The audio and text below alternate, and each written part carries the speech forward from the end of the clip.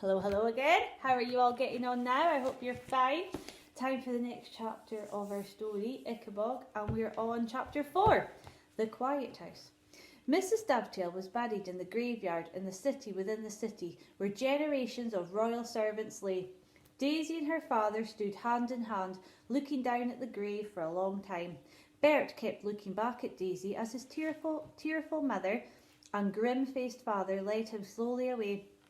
Bert wanted to say something to his best friend, but what had happened was too enormous and dreadful for words.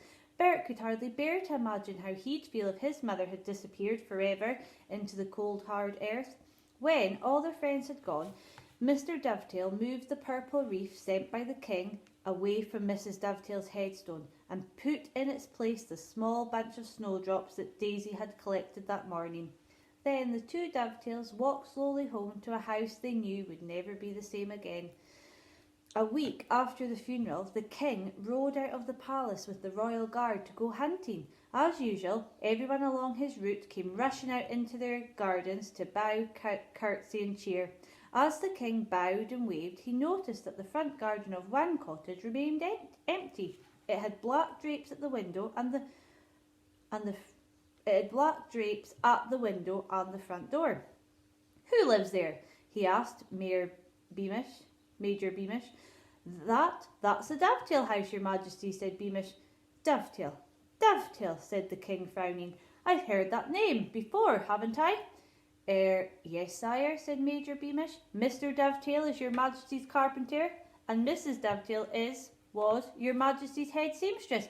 "Ah, yes," said King Fred hurriedly. I remember."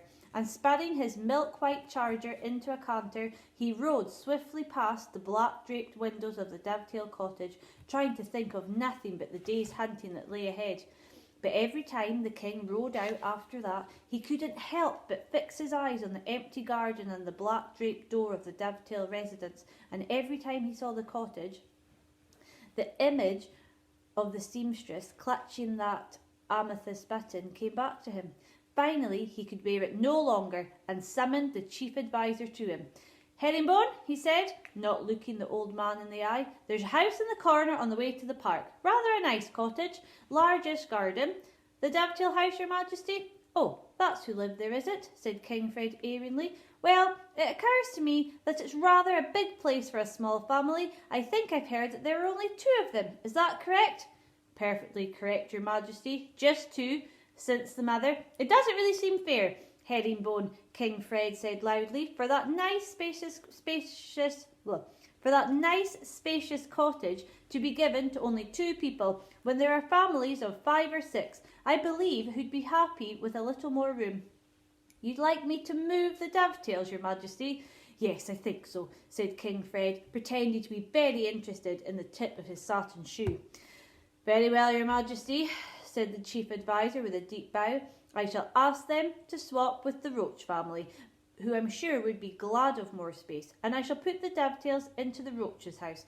"And where is that exactly?" asked the king nervously, for the last thing he wanted was to see those black drapes even nearer the palace gates. "Right on the edge of the city within the city," said the chief adviser.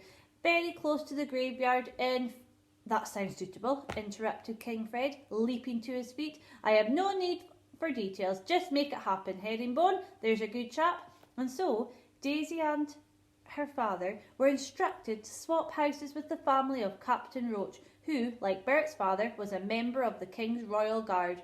The next time King Fred rode out, the black drapes had vanished from the door, and the Roach children, 4 strapping brothers, the ones who'd first christened Bert Beamish Butterball, came running into the front garden and jumped up and down, cheering and waving cornucopian flags. King Fred beamed and waved back at the boys. Weeks passed and King Fred forgot all about the Dovetails and was happy again. Oh my goodness. Okay, we'll find out what happens in chapter 5 tomorrow. Have a good day. Bye-bye.